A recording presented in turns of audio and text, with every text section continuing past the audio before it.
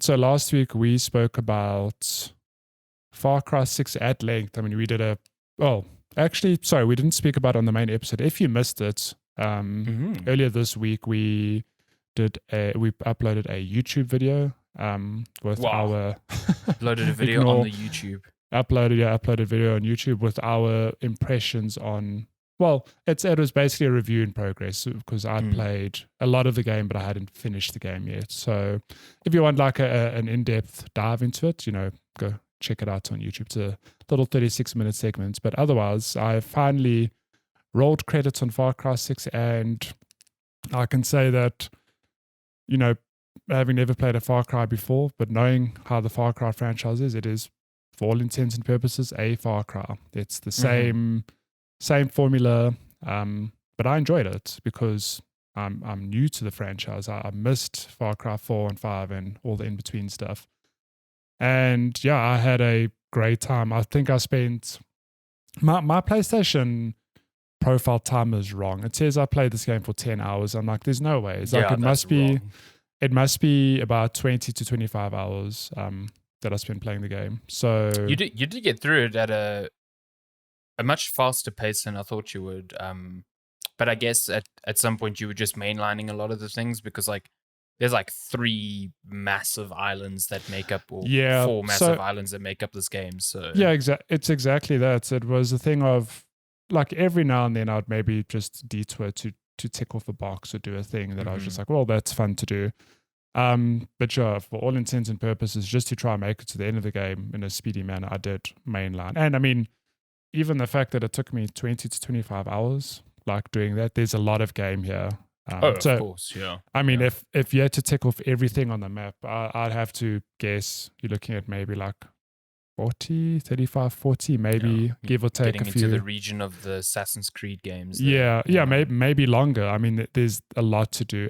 But I mean, even when you finish the game, there's actually post-game content where, I mean, there is going to be DLC, we know this, but there is existing post-game content where every week, one part of the island gets taken back, and there's sort of, some submissions to, take back over it. It's almost a living game. I just have to point you to the footage now. I got attacked by birds. Crows, I can see, yeah. I was climbing this tall, which actually gave me a fright because I was not expecting. And you're just trying to look at it, this beautiful I'm view. just trying to figure out how to scale this thing without falling off. And this game is golden out. Wow, you took out a minigun to kill these birds. It didn't work. That is ridiculous, Matthew. My goodness. Oh, but this game is what if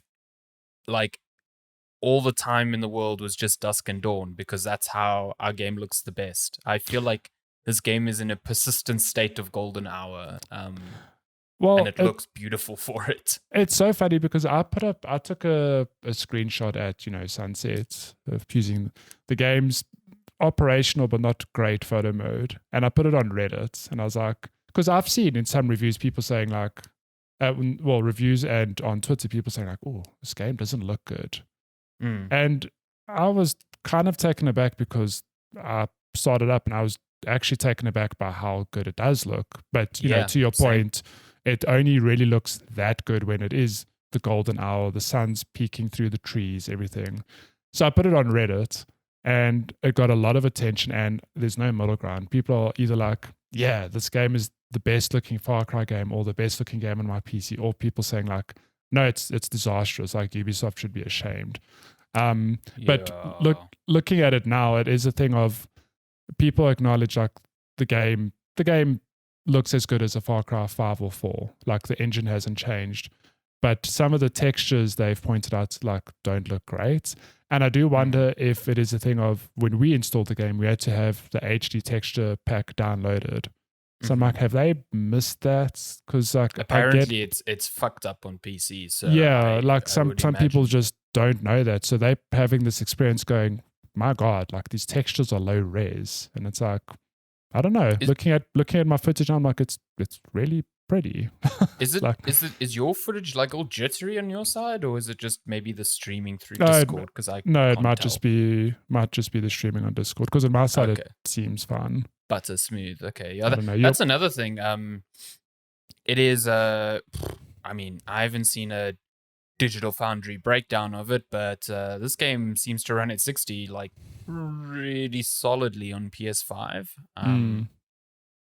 Like I didn't see any settings for fidelity or performance. It just kind of like defaults It to, just defaults, yeah, which I think is great because I mean shooters benefit from additional fluidity. So when we got code for PS5, I was like, okay, it's going to be a 30 because like Far Cry 5 was 30.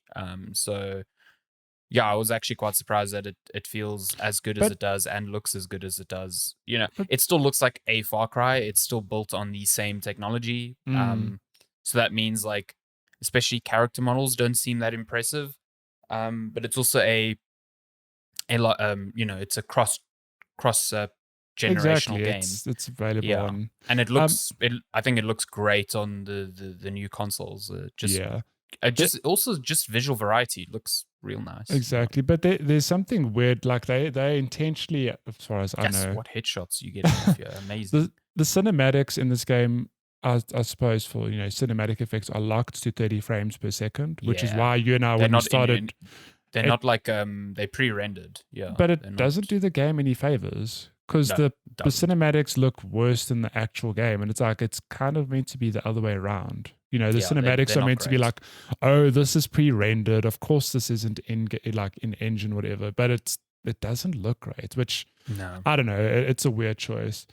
I do like though that there are cutscenes because like, oh yeah, 100%. I mean, you coming from a background where you haven't played many Far Cries, the big addition here that I quite like is an actual character as a protagonist.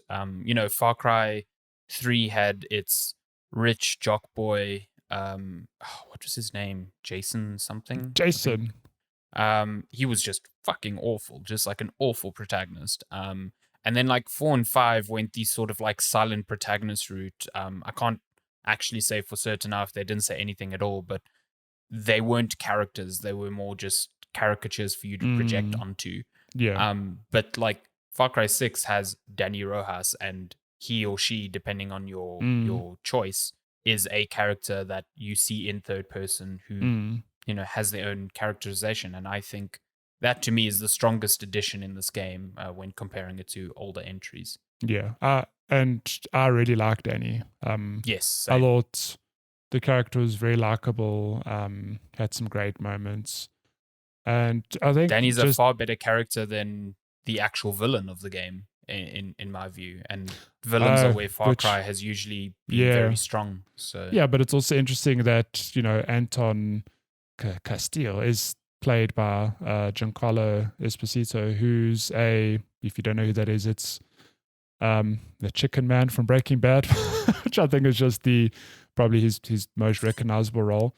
And we did mention in our review in progress that he plays the villains very well, because it is this thing of he comes across as very like subdued, but the way he conveys things, you like, oh god, like don't mess with this guy. Like, and he does exactly that in this game, where he's El Presidente trying to make Yara a better place, but doing it in a not so ethical way, if I could put it that way. I think he does pretty well with the material he's given. Like he's got that foreboding, scary nature. I just think his character is not that interesting. It's very much, for all intents and purposes, a paint by numbers dictator. There aren't, having rolled credits now, there aren't moments in the game, to my knowledge, that made me go like, damn, this villain's like really, head and shoulders above whoever else. But yeah, like you said, given his material, I think he does the performance very well. Yeah. He's doing the Giancarlo Esposito voice and the foreboding, not foreboding, just like unnerving like speech. And, in Breaking Bad, that was his whole thing. His character in Breaking Bad was obviously a lot more complex and layered. I think Castillo is just like you said, he is a dictator and kills people and people hate him, and he tries to convince himself that he's right. It's like you've seen this sort of character in so many forms of media before. There's nothing surprising or interesting about him. So, and they try and get you to, they try and build this tension of like, oh, his son is the one who like is kind of rejecting his father's ideals, and even that is just like fairly boring, I find. As well. So, so I mean, on that, like coming into the game or into the franchise fresh, like just to repeat, I really enjoyed it. But it just made me realize that there are going to be, I think, 3 distinct audiences in this game, and that'll probably, determine whether you enjoy the game or not. So I think it goes without saying, if you like Far Cry, you've loved 3, 4, and 5, you love the formula, the whole thing of ticking off, objectives on a huge open map. I don't see you not liking this game, because it really is more of that, just in a, different setting, I guess, a more tropical, Cuban inspired setting. Yeah, it's definitely fake Cuba. Yeah, like, it's fake not Cuba. Even trying to not be that. Yeah. So if you like Far Cry and you want to run around a fake Cuba, you're definitely going to like this. If you are expecting an evolution of the Far Cry formula, you're probably going to be disappointed, because it doesn't change what came before. I mean, you can correct me if I'm wrong, but there's no standout like, wow, I can't believe they've done this differently or anything like that. I think maybe more accurate would be like the things that they do try and change feel very inconsequential. Okay, yeah. Like, like you just looking now, you've got this thing on your back called a Supremo, which for all intents and purposes is like an ulti, like in a game.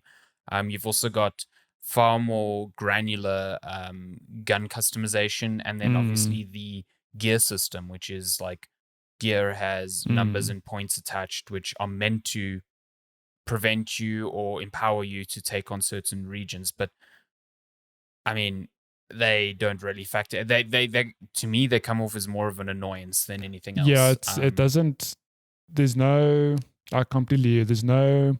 It's a gear system, but it doesn't work in the same way that, say, like, sorry for the blunt comparison. It's not like a Diablo where you play the game, you get a better, chest piece, whatever. It's, that gives you more armor. It's more thing of you equip this chest piece because it lets you reload faster or something. Yeah. It's very like, the inconsequential is just the right way to put it, I guess. It's not like a game changing thing. You're not going to pick up Lutica like, wow, I can't believe I got a rare golden chest piece that lets me, reload twice as fast and do this. I mean, you would know because you've played more, but I assume you stuck to a specific loadout for long stretches of time. Yeah. That rifle you saw me using earlier, that's a rifle I had from the very beginning of the game.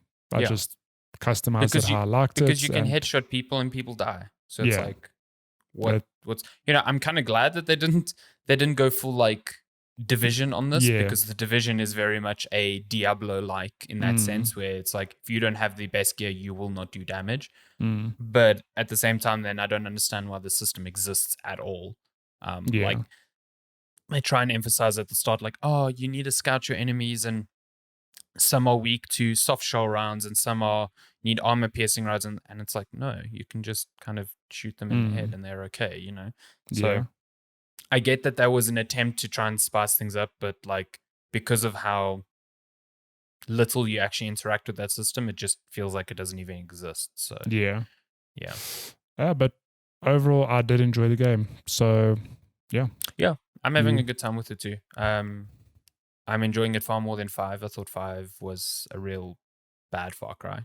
And I was already like kind of like over the formula there, and I'm not like suddenly changed on it. I think the formula needs to evolve, but at least this is a fun sandbox with a fun protagonist. It feels like a first person Just Cause in so many ways. Like it is all about mayhem and stuff like that. So. I even reckon you could throw in a bit of, it feels a little bit like GTA in some instances. It is totally self-aware that it is a playful destruction sandbox. I mean, even